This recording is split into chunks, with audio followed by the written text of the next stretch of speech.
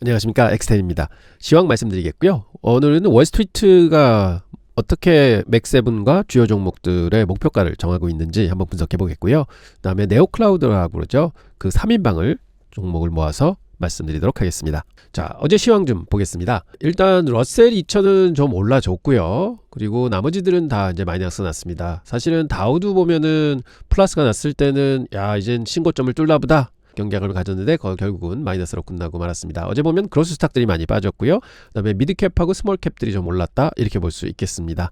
나스닥은 장중에 2.3%까지 마이너스 갔다가 사실은 1.5% 마이너스로 좀 회복하면서 마감을 했습니다. 그래서 요즘엔 장세는 하루 오르고 하루 빠지고 하루 오르고 하루 빠지고 그러는 것 같습니다. 왜냐하면 이제 실적 발표들이 나오면서 거기에 대한 기대감, 그다음에 실망감, 이런 것들이 섞여 있는 상황이기 때문에 그런 것 같습니다. 헤드라인은 오늘의 핵심 포인트는 뭐였냐면요, 소프트웨어 섹터가 분개가 됐습니다. 엔서로픽의 자동화 도구가 인간의 일자리뿐 아니라 기존 소프트웨어 기업들의 매출까지 잠식할 거다, 이런 공포가 나면서 사실은 페이팔이 20% 가까이 급락을 했고요. 그 다음에 서비스나우도 강타를 맞았습니다. 그래서 소프트웨어 전반적으로 지금 굉장한 하락세를 만나고 있는데요. 제가 한 내일이나 모레쯤 해서 소프트웨어 그 섹터를 분석해 드리도록 하겠습니다. 하지만 희망이 좀 있었죠. 소매업에서 나왔죠. 월마트가 시총 1조 달러를 돌파했습니다. 그래서 미국 경제의 기초 체력이 얼마나 탄탄한지를 보여줬는데, 기술주가 흔들려도 사람들은 월마트에서 물건을 사야 됩니다. 이것이 현재 시장이 찾는 안전한 성장주의 모습이 아닌가, 이렇게 생각합니다. 거시경제 쪽으로 들여다보면 중동발 드론 격추 소식이 유가를 좀 밀어 올렸고요. 케빈 호시 차기 의장에 대한 기대감이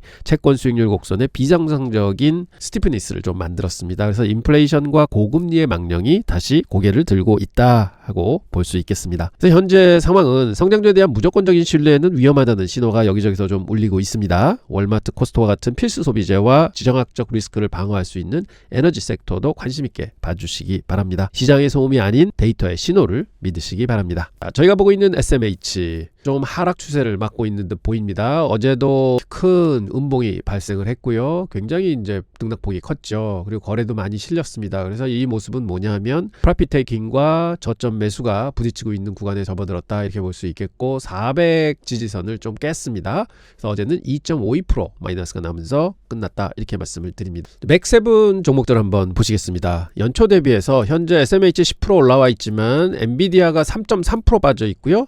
메타, 구글, 아마존은 플러스가 나고 있지만 나머지 종목들 엔비디아, 테슬라, 애플, 마이크로소프트는 15% 가까이 빠지고 있습니다. 전부 마이너스가 나고 있다. 그래서 맥세븐 등들은 종합적으로 보면은 성적이 별로 안 좋다, 이렇게 볼 수 있겠습니다.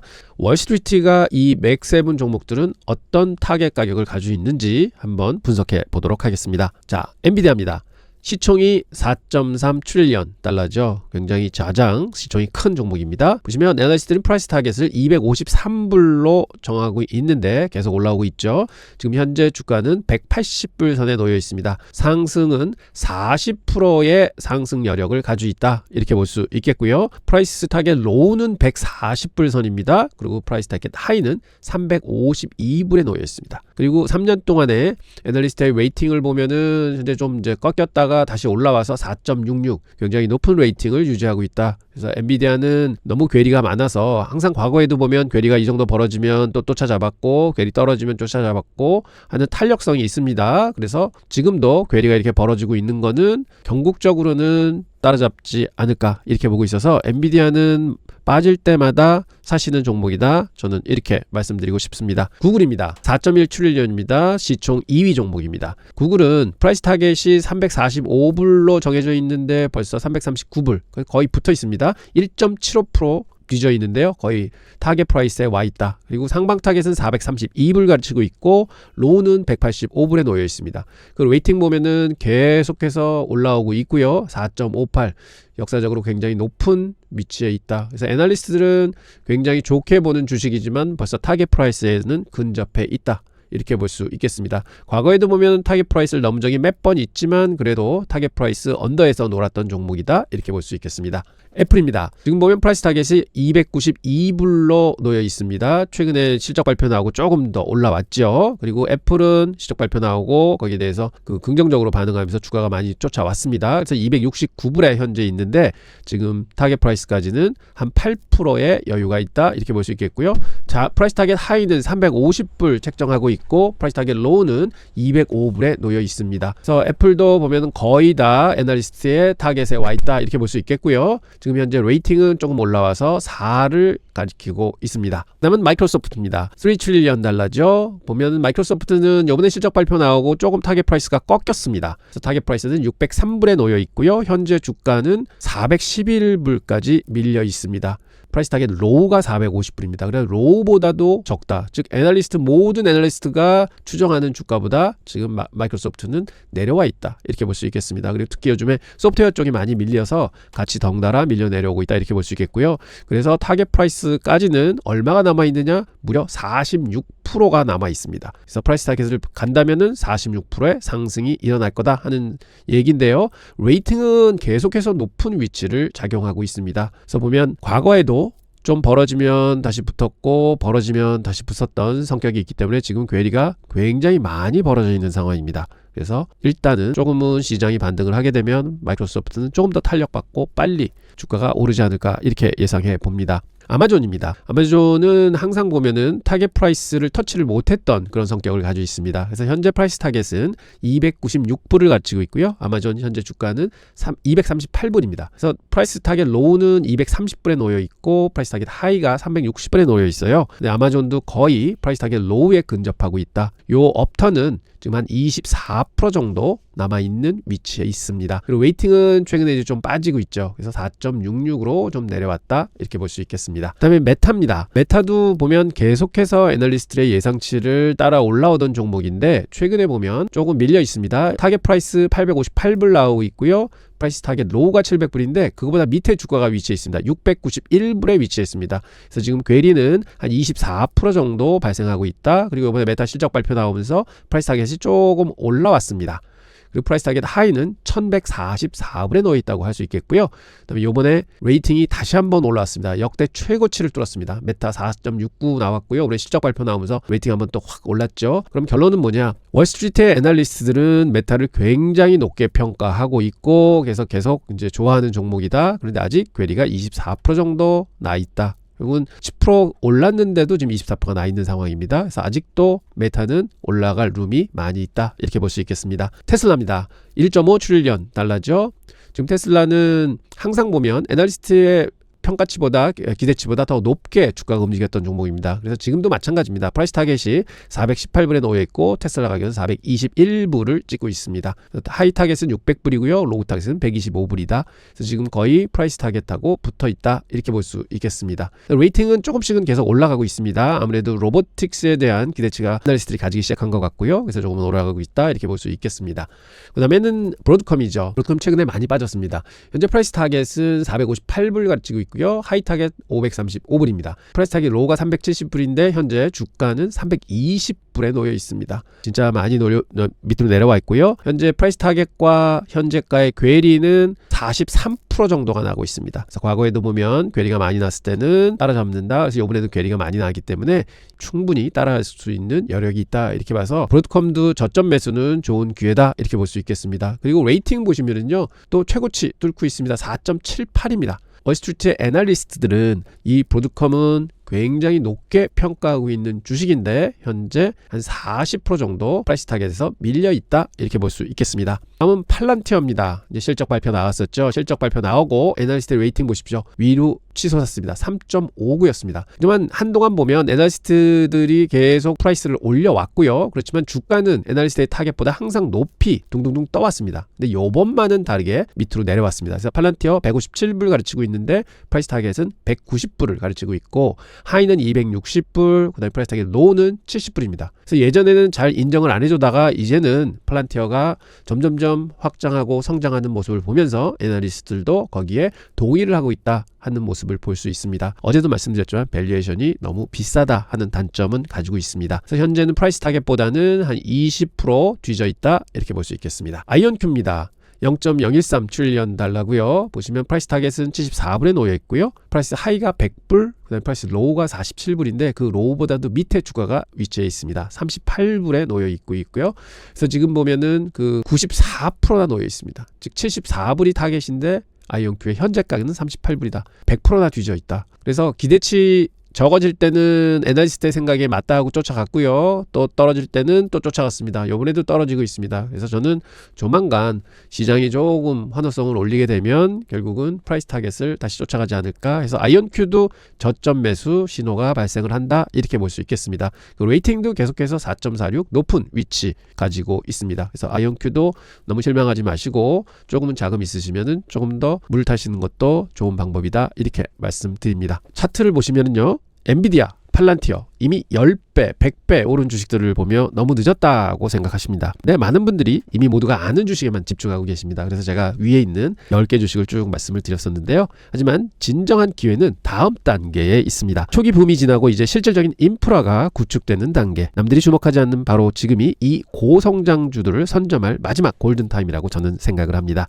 오늘 저는 여러분과 함께 이미 시작된 미래, 하지만 대중은 아직 잘 못 느끼는 거대한 부의 기회를 대해 이야기하고자 합니다. 우리는 모두 엔비디아가 불러온 AI 혁명을 목격했고 현재는 느끼고 있습니다. 하지만 지금 많은 분들이 묻습니다. 다음은 어디인가? 오늘 소개할 니오 클라우드 기업들이 바로 그 질문에 대한 답이 될 것으로 저는 생각을 합니다. 2030년 여러분들을 부자로 만들어 드릴 세 종목을 말씀드리겠습니다. 자, 그래프 한번 보시죠. 이게 니오 클라우드 기업 3인방의 10개월간의 주가 움직임입니다. 맨 위에 있는 게 하나가 있고요. 그 다음에 맨 아래에 있는 게 하나 있고, 그 다음에 중간에 있는 게 하나 있습니다. 맨 아래에 있는 거는 지난 10개월 동안 100% 올랐고요. 중간에 있는 거는 320% 올랐고, 위에 있는 거는 897% 올랐습니다. 1300%까지 갔던 주식입니다. 자, 맨 위에 있는 게 아이렌이고요. 네비우스고, 그 다음이 코어웨이브입니다. 코어웨이브 한번 보시겠습니다. 애널리스트는 타겟 프라이스를 127불에 놓고 있는데요. 현재 코어웨이브 90불에 놓여 있습니다. 그래서 타겟보다는 41%의 상승 갭을 가지고 있고요.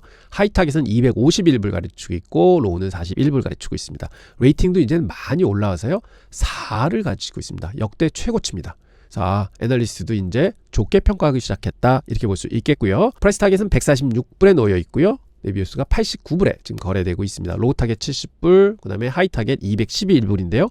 요 갭은 63%의 상승 갭을 가지고 있다. 그래서 많이 벌어져 있는 상황입니다. 그리고 시총을 보시면요, 크라우드가 0.04, 그러니까 44 빌리언이고요. 그 다음에 네비우스가 반 정도 시총이 돼서 22 빌리언입니다. 그리고 레이팅도 4.4 정도에 놓여 있는 거고요. 그 다음에 가장 많이 오른 아이렌을 보면은요, 요거는 시총이 좀 더 작습니다. 네비우스보다. 그리고 타겟은 84불에 놓여 있고, 현재 아이렌은 54불, 56% 정도의 갭이 또 놓여 있다 볼 수 있습니다. 하이 프라이스 타겟은 136불, 프라이스 타겟 로우는 39불 가르치고 있고, 레이팅도 4.43. 그래서 이 세 개의 기업들이 레이팅이 거의 비슷합니다. 그리고 요즘에 올라오고 있고, 그래서 거의 비슷한 기업들이다. 그리고 비슷하게 애널리스트들이 좋아하는 종목들이다, 이렇게 볼 수 있겠습니다. 그렇다면 왜 AWS나 구글이 아닌 새로운 기업일까요? 기존 빅테크들의 데이터 센터는요, 웹서버, 이메일, DB 처리를 위한 CPU 중심으로 설계되었습니다. 거비처럼 느리고 AI를 돌리기엔 너무 비쌉니다.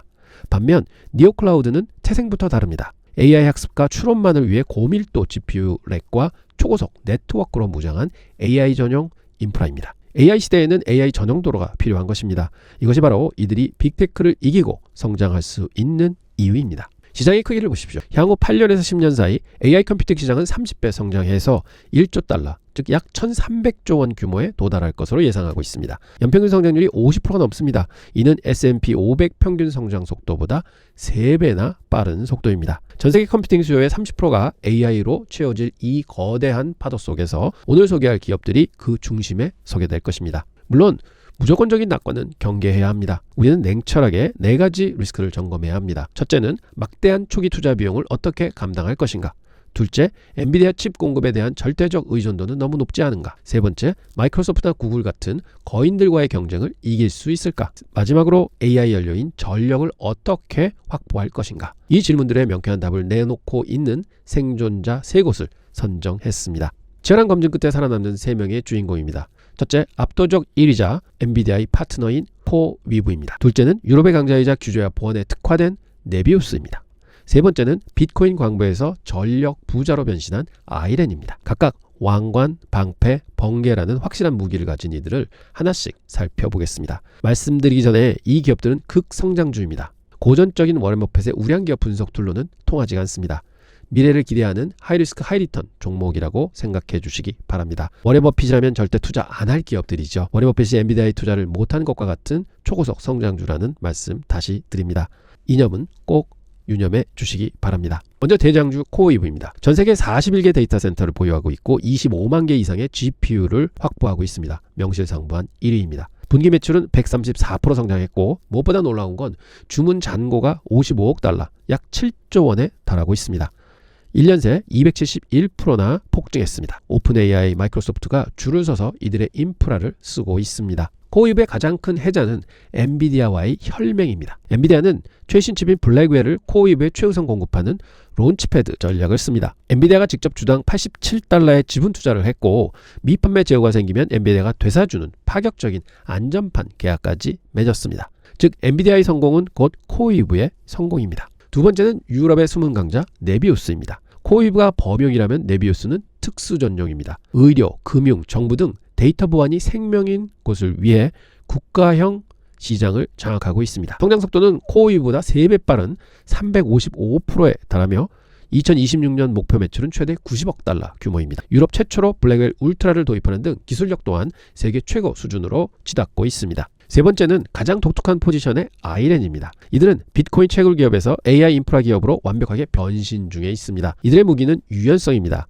AI 수요가 폭발하면 고수익 AI로 전력을 돌리고 대기 중일 땐 비트코인을 채굴해 단 1와트의 전력도 낭비하지 않는 말 그대로 제로 웨이스트 전략을 구사하고 있습니다. AI 시대의 가장 큰 병목은 GPU가 아니라 전기입니다. 아이렌은 이미 3기가와트라는 막대한 전력을 확보해둔 전력 부자입니다. 현재 GPU를 6배 더 늘려도 전체 전력의 16%밖에 쓰지 않을 정도로 여유가 넘쳐납니다. 최근 마이크로소프트와의 맺은 97억 달러, 약 13조 원의 계약은 이들이 가진 전력 자산의 가치를 증명하고 있습니다. 정리해보겠습니다. 코어이브는 대형 사이즈로 엔비디아의 원픽을 받은 안정적인 1등입니다. 네비우스는 중형이지만 보안과 규제 특화로 초고속 성장을 하고 있습니다. 아이렌은 전력 자산을 바탕으로 비트코인과 AI의 하이브리드 모델을 가진 전환기 기업입니다. 세 기업 모두 AI 혁명 시대의 미래가 매우 촉망되는 기업들입니다. 그러나 모두 가져갈 수는 없습니다. 프로 운동구단들이 매년 선수들을 영입하지만 우수하다고 해서 모두 영입하지는 않습니다. 감독인 여러분들이 판단하셔야 할 부분입니다. 내 포트에 진정코 필요한 선수는 누구인가? 물론 필요가 없다고 판단하실 수도 있습니다. 좋은 선수들을 소개해드렸습니다. 판단은 감독이신 여러분들의 몫이라고 하겠습니다. 종의 조언을 드리자면 여러분의 투자 스타일은 무엇입니까? 가장 확실하고 안정적인 1등을 원하신다면 코어이브입니다. 리스크를 감수하더라도 폭발적인 성장과 유럽 시장을 노린다면 네비우스입니다. 비트코인 반감기의 수혜와 AI 성장을 동시에 누리고 싶으시다면 아이렌이 답입니다. 물론 지금 말씀드린 것이 시장의 의견은 아닙니다. 저의 개인적인 의견을 말씀드리는 것입니다. 저는 제 방송을 구독하시는 분들은 아시겠지만 코어이브를 선택하고 있습니다. 만약 투자할 곳을 선정하신다면 여러분들의 선택은 어떤 기업일까요? 기회는 준비된 자에게 옵니다. 오늘 우리는 남들이 엔비디아만 바라볼 때 그 다음 세상을 이끌어갈 3명의 거인을 탐구했습니다. 시장이 여러모로 이런저런 사인을 보내고 있습니다. 하지만 이럴 때일수록 여러분들이 장기적인 관점을 보시고 그 다음에 숫자에 집중하시고 여러분들이 믿는 주식, 그런 주식들을 다시 한번 분석해 보시면서 여러분들의 자신감을 획득하는 길이 결국은 장기적인 수익을 올릴 수 있는 길이다, 이렇게 말씀드리고요. 오늘도 너무 많으셨고요. 내일은 더 좋은 영상 가지고 여러분들 찾아뵙도록 하겠습니다. 감사합니다.